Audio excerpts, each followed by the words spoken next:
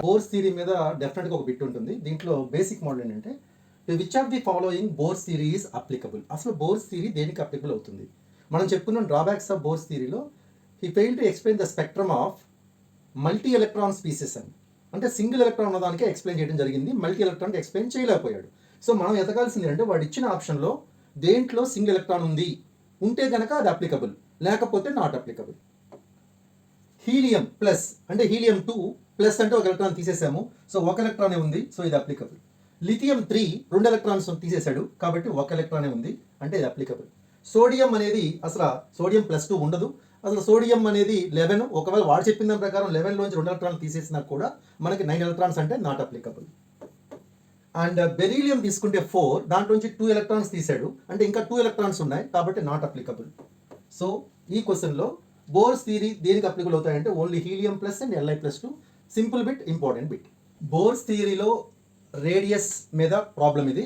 First of all radius relation ఏంటి అసలు మనకి అంటే R is equal to 0.529, I'm taking it as a 0.53 into n square by z. So ఈ relation నుంచి మనం ఇక్కడ problem 2 condition radius of second orbit అన్నాడు, మన క్యాలిక్యులేట్ చేయమంది రేడియస్ ఆఫ్ థర్డ్ ఆర్బిట్. అంటే 2 కండిషన్స్ ఉన్నాయి కాబట్టి నేను రిలేషన్ తీసుకుంటున్నానండి.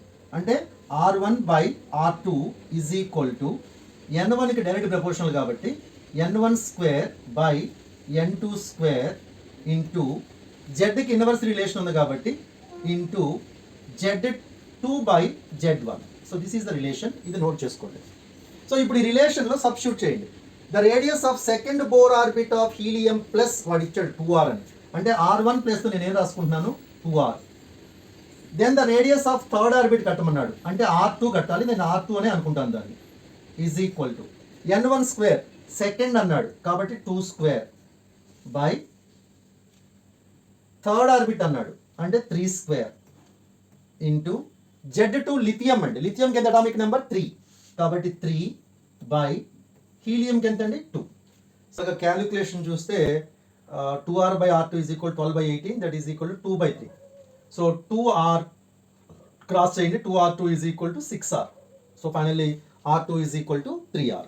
Energy of electron in K shell, KLMN shells ఉంటాయి కదా, K షెల్ అంటే n వాల్యూ 1, అలాగే M షెల్ అంటే n value 3. So first of all relation ఏంటి మనకి అసలు ఎనర్జీలో?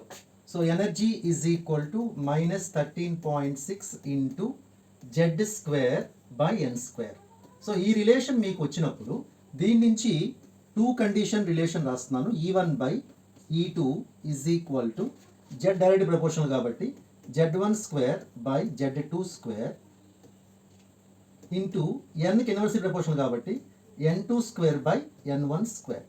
సో వాల్యూ సబ్స్టిట్యూట్ చేయండి. E1 వాడు x అని ఇచ్చాడు కాబట్టి E1 ప్లేస్లో నేను x తీసుకున్నాను బై E2 మీరు క్యాలిక్యులేట్ చేయాలి ఈజ్ ఈక్వల్ టు Z1 అంటే అక్కడ హైడ్రోజన్ యాటమ్ ఇచ్చాడు అంటే 1 స్క్వేర్ బై Z2 అంటే హీలియం ఇచ్చాడు కాబట్టి 2 స్క్వేర్ రైట్ ఇంటూ n2 ఏ షెల్ అన్న M షెల్, M అంటే ఏంద్రా 3 కాబట్టి 3 స్క్వేర్ బై n1 అంటే K షెల్ అంటే 1 స్క్వేర్.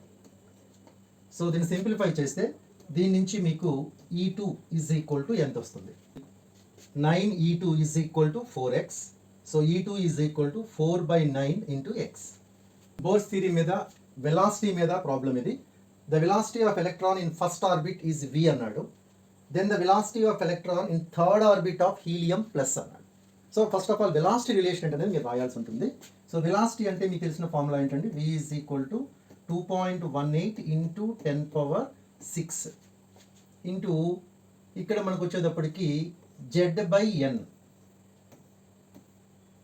సో దీని నుంచి రిలేషన్ తీసుకున్నాం అనుకోండి, v1 by v2 is equal to Z1 by Z2 into n2 by n1. So substitute చేయండి వాల్యూస్. సో v1 ప్లేస్లో v బై v2 మనం క్యాలిక్యులేట్ చేస్తున్నాము, that is equal to Z1 hydrogen ఇచ్చింది, the velocity of first orbit ఏమి ఇవ్వలేదు కాబట్టి hydrogen తీసుకోండి. So hydrogen ఎంత మనకి ఇక్కడ 1 బై హీలియం అంటే ఎంత 2, అలాగే n2 థర్డ్ ఆర్బిట్ అన్నాడు అంటే n2 value 3 by n1 value 1. So ఫైనల్గా ఏమొస్తుందో చూడండి ఒకసారి. సో ఫైనల్ క్యాలిక్యులేషన్ చూస్తే v1 by v2 is equal to 3/2. So 3v2 is equal to 2v. V2 is equal to ఈ 3 అటు పక్కకి వెళ్తే 2/3 V.